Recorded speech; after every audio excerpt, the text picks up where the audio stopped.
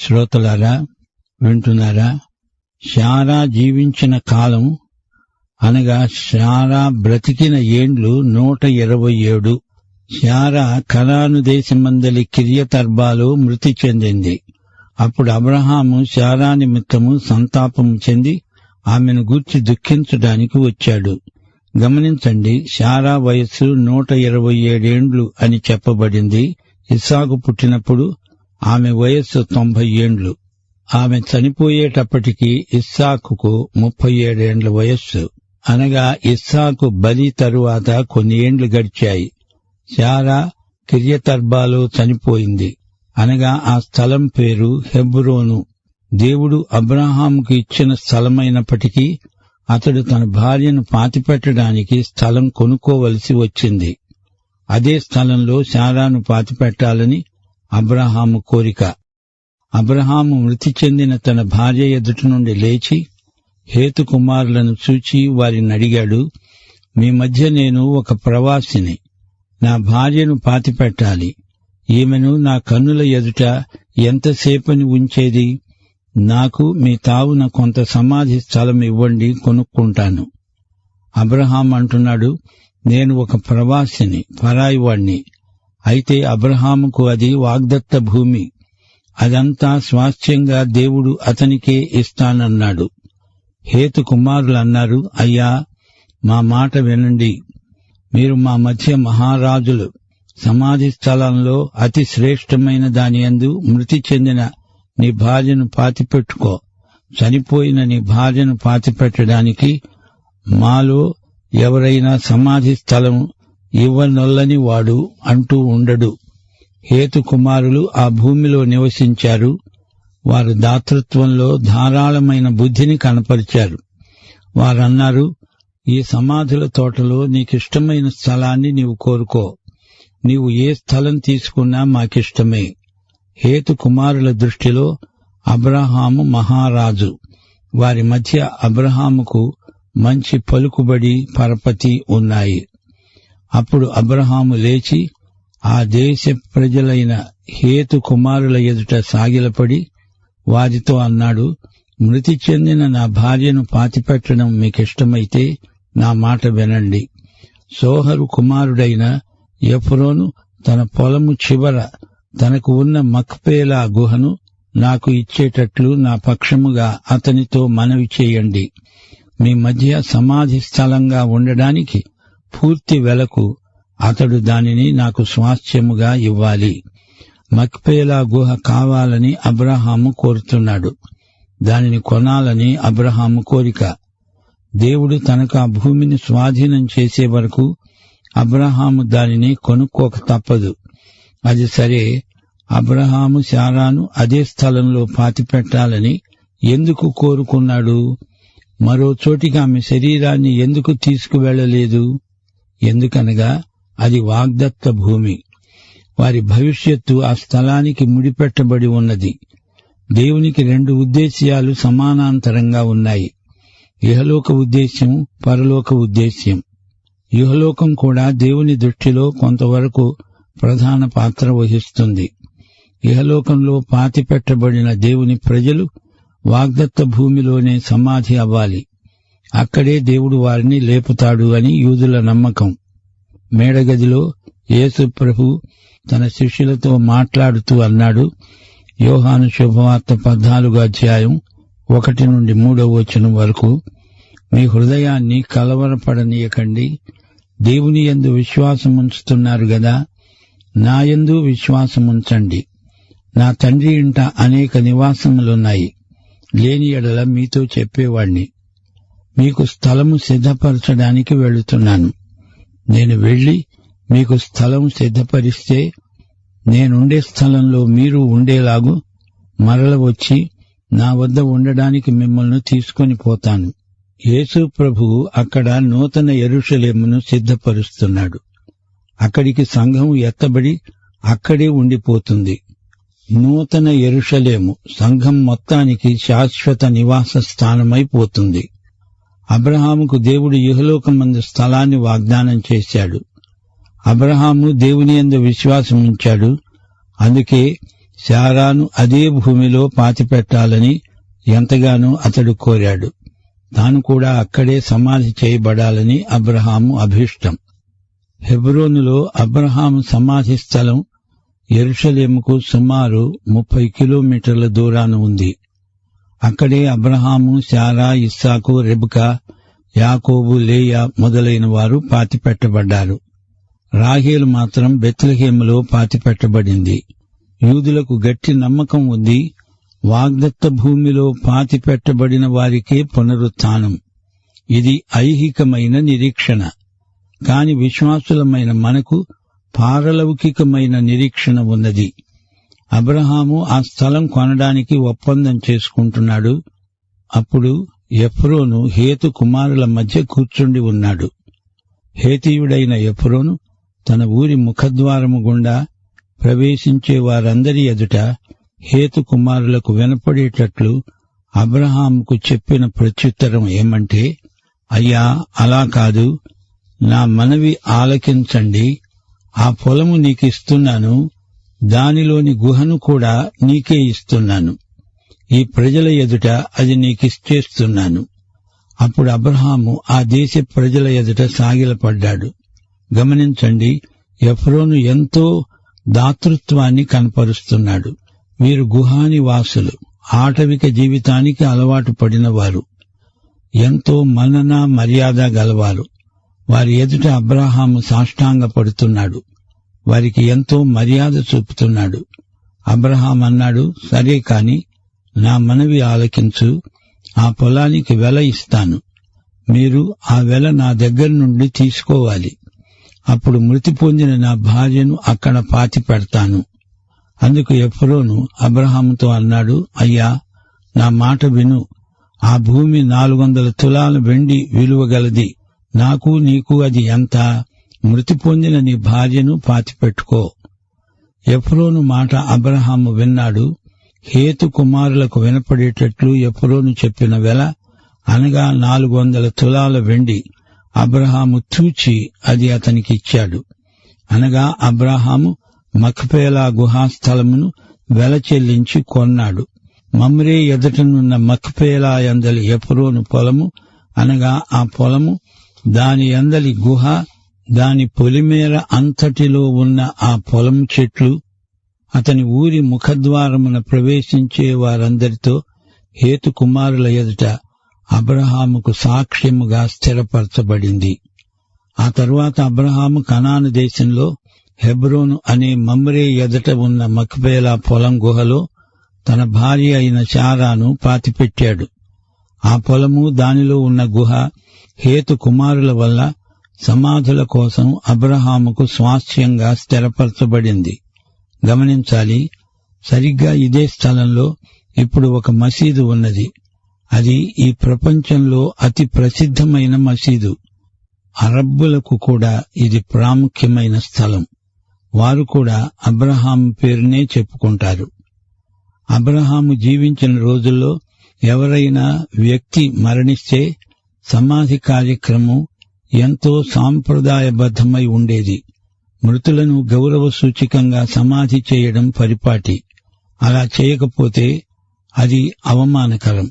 అది శాపంగా ప్రజలు పరిగణించేవారు. మృతుల కోసం అంగలార్చేవారు.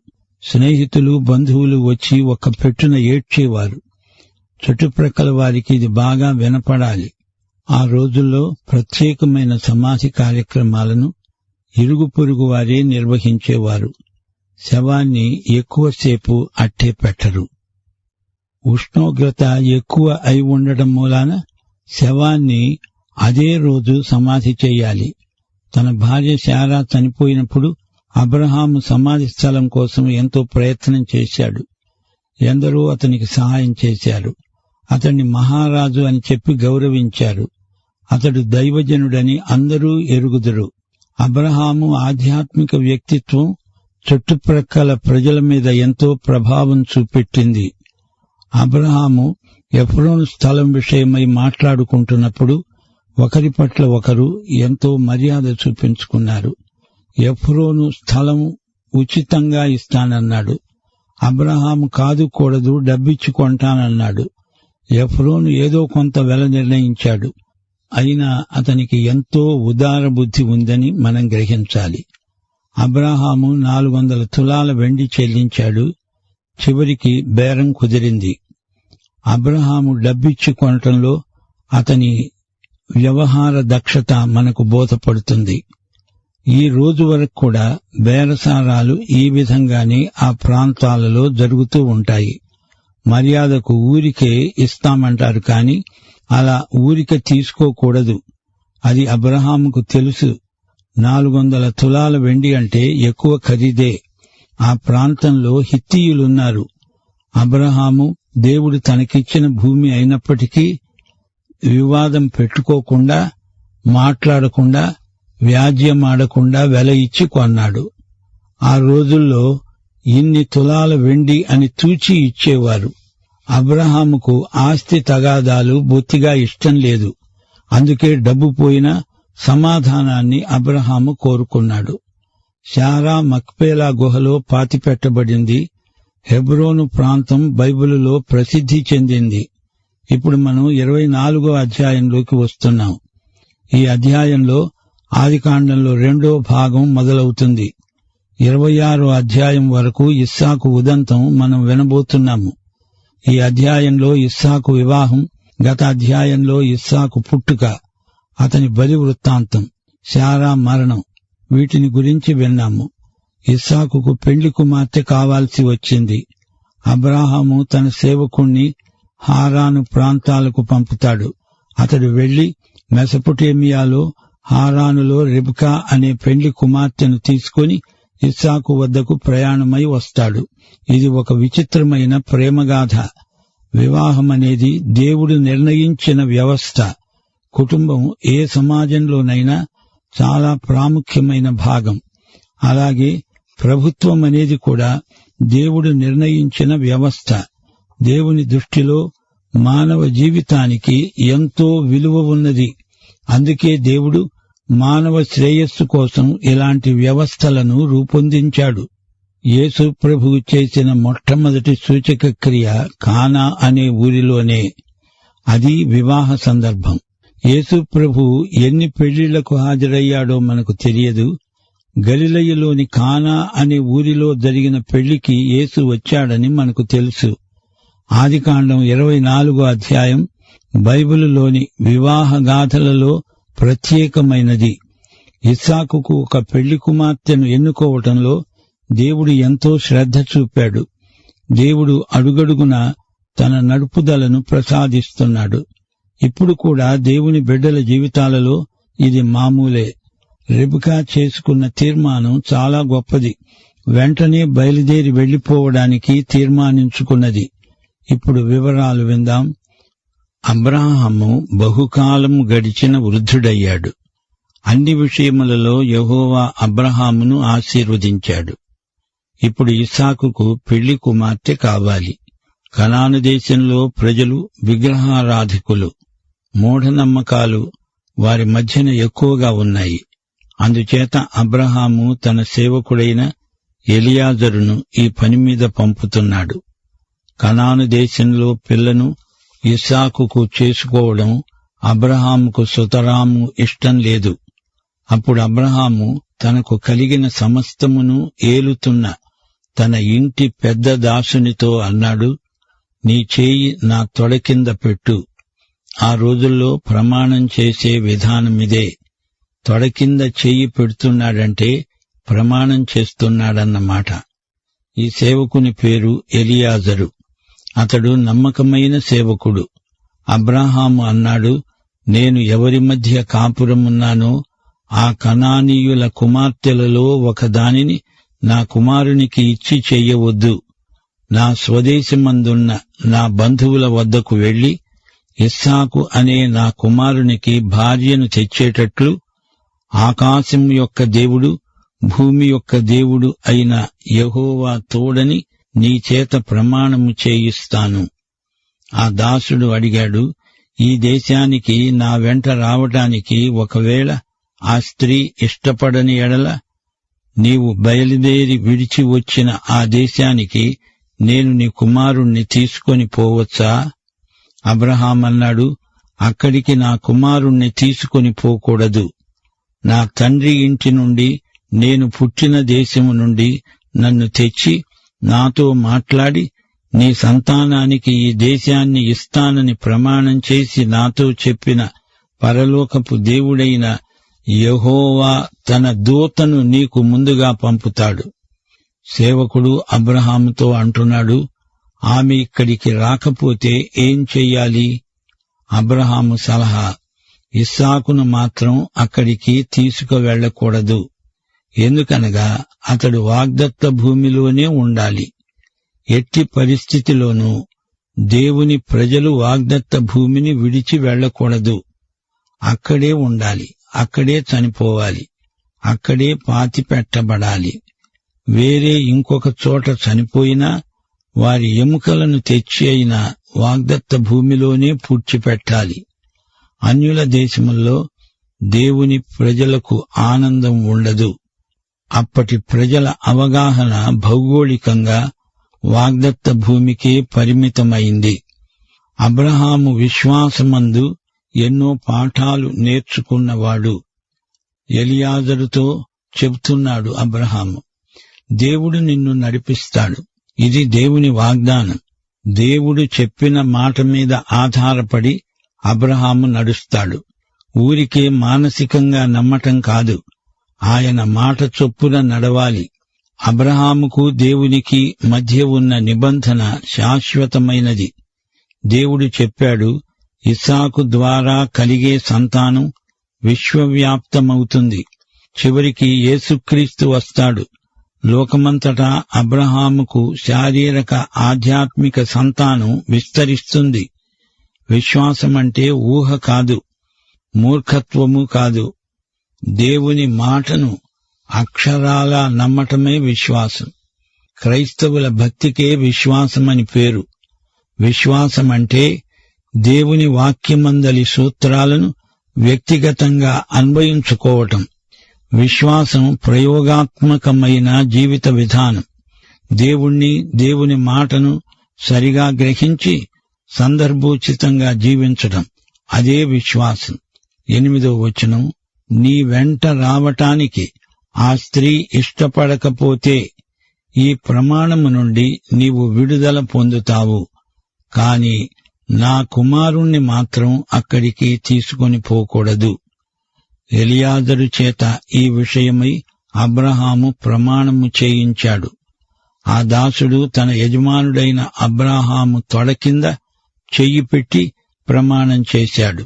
ఈ రోజున కొందరు బైబిలు మీద చెయ్యి పెట్టి ప్రమాణం చేస్తున్నారు.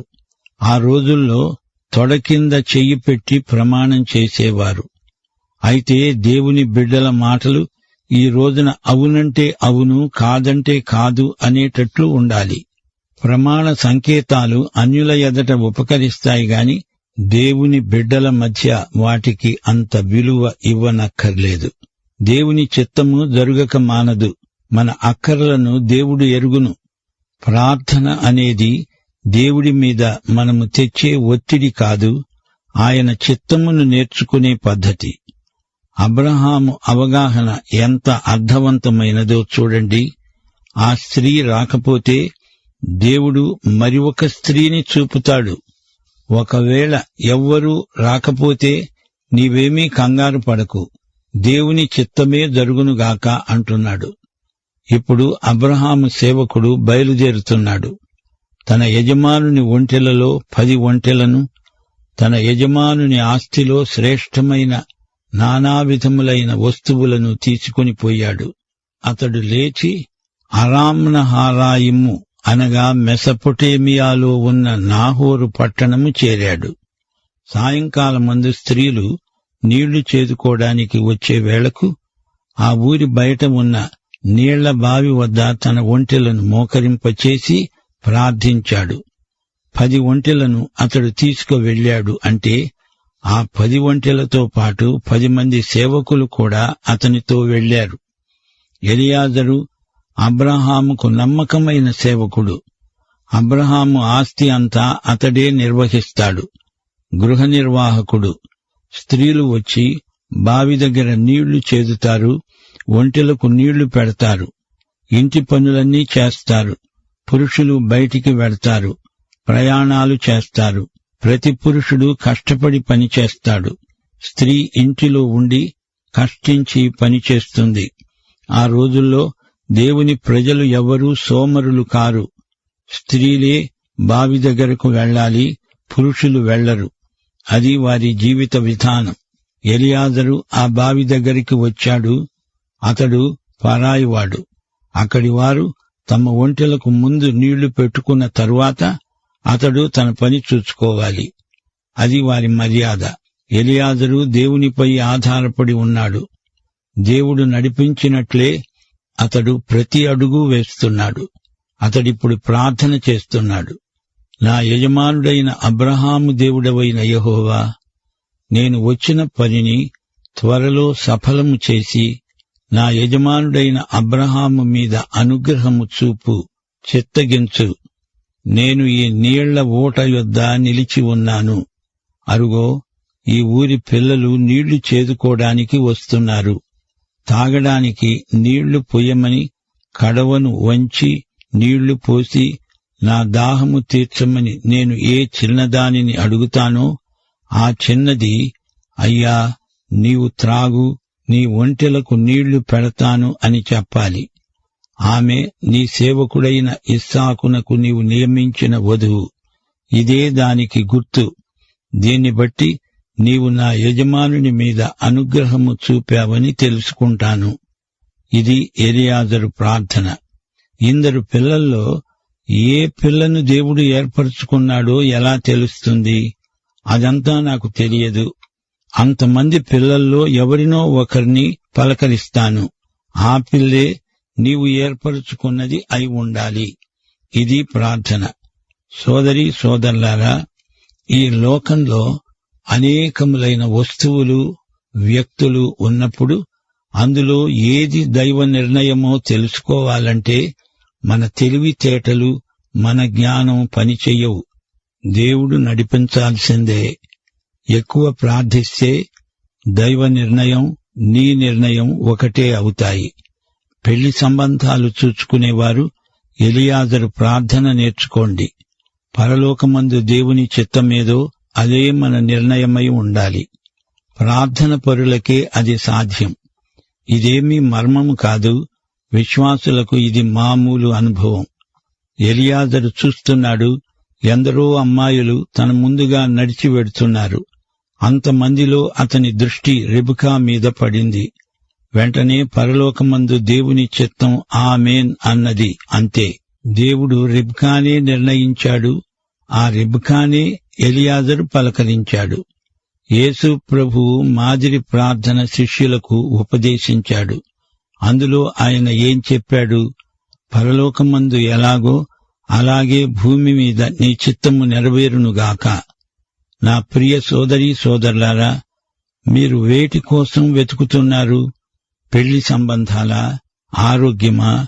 ఇల్లా? మంచి స్నేహితులా? ఆస్తిపాస్తులా? అది పరలోకంలో దేవుని చిత్తమై ఉండాలి. అదే నీ నిర్ణయమై ఉండాలి. పరలోకంలో ఏది విడుదల చేస్తాడో దేవుడు, అదే మనం ఇక్కడ విడుదల చేస్తాము. పరలోకంలో ఏది బంధించబడి ఉంటుందో అది ఇక్కడ మనము బంధిస్తాము. అంతేగాని మనము కాదు. మొట్టమొదట దేవుని నిర్ణయం అయి ఉండాలి. దాన్ని మనము అమలుపరచాలి. పాఠం ఇంతటితో సమాప్తం. మన ప్రభు అయిన యేసుక్రీస్తు వారి దివ్య కృప, తండ్రి అయిన దేవుని పరమ ప్రేమ, పరిశుద్ధాత్మ యొక్క అన్యోన్య సహవాసము మనకు నిత్యత్వము పర్యంతము తోడై ఉండునుగాక. ఆమేన్.